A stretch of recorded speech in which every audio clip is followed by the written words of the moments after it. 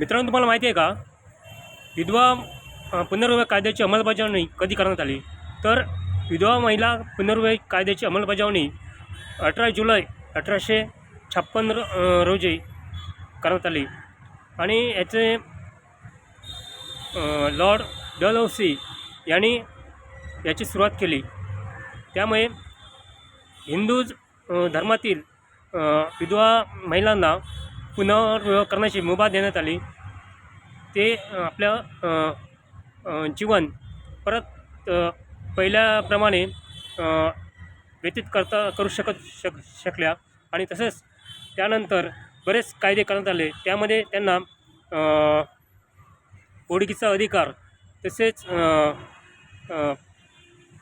मूल दत्तक घेण्याचा अधिकार, तसेच सामाजिक जीवनामध्ये पुरुषांच्या बरोबरीने